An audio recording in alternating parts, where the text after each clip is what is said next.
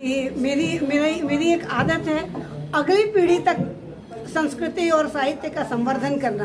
तो पता नहीं, मुझे स्कूल में बहुत सारी बच्चे पूछते हैं मैम आप लोग कैसे लिख लेते हैं। तो मुझे लगा कि अगर फिर ये लोग और ऊपर जाएंगे, जब मैंने पढ़ने योग्य होंगे कि हम लोग को जान सके, तो ये एक उनके लिए अच्छी मददगार साबित होगी ये पुस्तक। इसलिए मैं इनकी बात पे सहमत हो गई और बस हम सब लोग ने 28 लोगों ने मिल करके आरोहण ने आकार लिया इसी इसमें। ये जो 28 लेखिकाएं हैं, ये पहले से इनकी किताबें आ गई हैं और सक्रिय हैं। उन लोगों को आपने एक जगह दी है जहाँ पे कैसे वो लेखन की तरफ गई, वो है क्या? बिल्कुल, उसके बारे में वो तो हम लोग विभिन्न संस्थाओं में सबसे मिलते जुलते रहते ही हैं, पुस्तक तो देख ही रहे हैं। और जब पुस्तक का लोकार्पण होता है तो सब अपनी बात कहते हैं, पर वो अपनी बात वहीं तक रह जाती है। तो ये सारी अपनी बातों को एक पुस्तक में संग्रह करके लोगों तक पहुंचाया गया कि और उस अपनी बात में कितना उतार चढ़ाव उन्होंने झेला है। भाई का घर में भी हम नहीं रहे, ताकि आज एक मुट्ठी खिलाएगा, काल जाएगा तेरा बहन डाइन होके आई है हमारा घर में खाना खा रही है। तो हम पेड़ के नीचे 8 महीना गुजारे। हमारा गाँव जब भी हम जहाँ आए 2 किलोमीटर दूर में जंगल है, जंगल से लकड़ी ढो के बेच के और बच्चा लोगों को खिलाते थे। तो वही हमारा पहला पहचान एक पत्रकार अजित बानी ने जो लिखा है 1995 नवंबर महीना में। तो वही बाहर से कोई फ्लैग संस्था को आया था, उन्होंने पेपर पढ़ के मेरे को ढूंढने के लिए किया। कोई दिल्ली से बना, कोई बाहर से, कोई वो अंग्रेजी में कहता है मैडम, और कोई हिंदी में कहता है, कोई मेरे को बांग्ला में पूछता है।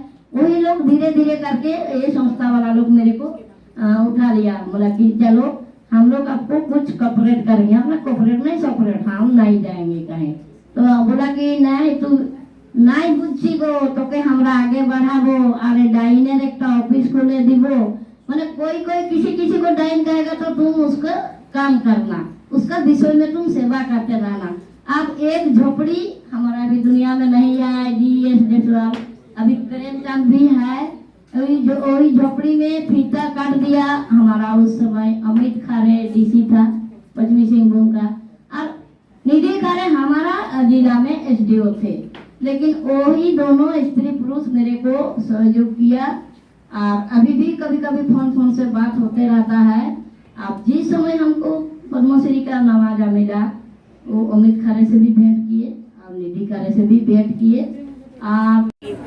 आज के प्रोग्राम में आप अपना विचार व्यक्त कीजिए कि ये जो किताब आया इसमें इतनी सारी महिला लेखिका है, तो महिलाओं को इस तरह से आगे बढ़ता देखकर आपको कैसा लगता है?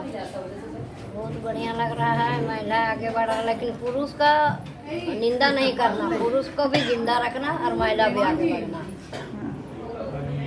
आज पुरुष नहीं तो दुनिया नहीं।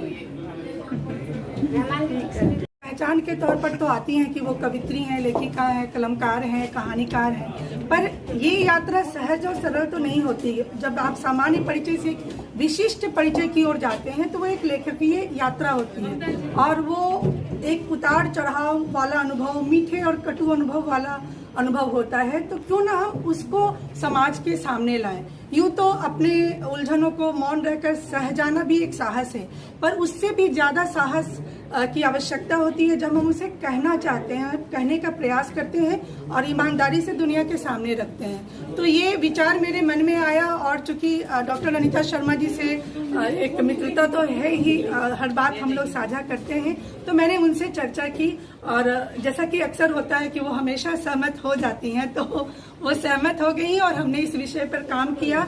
मैं 26 जो लेखिकाएं हैं हम दोनों के अलावा, उनकी भी शुक्रगुजार हूँ, उनको भी धन्यवाद देती हूँ कि सभी लोगों ने कुछ मैंने बिल्कुल ही सहज भाव से इसे स्वीकार किया।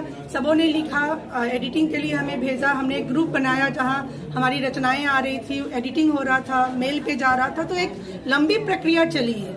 जैसा कि आदरणीय दिनेश्वर जी ने कहा, वो काम बिल्कुल सही कहा उन्होंने, हमारे मन में आया भी था, लेकिन वो प्रक्रिया फिर 1 महीने लेता। तो मैं सोची कि अगर मैं लिखूं कि मैं ये शिक्षा प्राप्त की हूँ और दूसरे जो हैं वो उतना नहीं है, तो मैं चाह रही थी कि सभी समतल भाव में रहें और किसी को वो पढ़ने के अनुसार हम नहीं आकलन करें कि कोई ऊंचा है कोई नीचा है। तो इसलिए हमने उसको ही हटा दिया, उस बैरियर को हटा दिया और हमने सिर्फ उनकी भावनाओं को ही रखा। हालांकि अगला आरोहण 2 अगर माँ सरस्वती की कृपा रही और अगर निकलती है तो मैं उसमें उनके सुझाव को जरूर अमल में लाऊंगी और हम इस बार की लेखिकाओं का परिचय भी उसमें रखेंगे। उपन्यास अपने लिखा और आधा उपन्यास मनु भंडारी जी ने लिखी थी, रागिनी जी को याद हो। लेकिन इस तरह का ये जो आत्मकथ्य है, साहित्यिक आत्मकथ्य, मैंने अभी तक इस पर कोई पुस्तक नहीं देखी। अगर कहीं निकला होगा तो नहीं, मुझे मालूम नहीं। इस पुस्तक के अधिकांश रचनाकारों को मैं या तो व्यक्तिगत रूप में या फेसबुक पर या कवि गोष्ठियों में सुनता आया हूँ और पढ़ता आया। आपका चुनाव बहुत ही अच्छा है और सभी प्रतिष्ठित और स्थापित कवित्रियों को, रचनाकारों को आपने लिया है। जो रचनाकार इसमें नहीं आई हैं, वो अगर इस पुस्तक को देखेंगी तो उन्हें ऐसा लगेगा कि मुझे भी इसमें आना चाहिए। इसलिए मेरा एक सुझाव है, अगर कोई बहुत ज्यादा व्यवधान नहीं हो तो अब आरोहण 2 का भी आप कार्यक्रम रखें और जो बचे हुए रचनाकार हैं उसको इसमें आप एक बहुत ऐतिहासिक काम कर रहे हैं। कल्याणी जी के ऊपर भार पड़ गया है।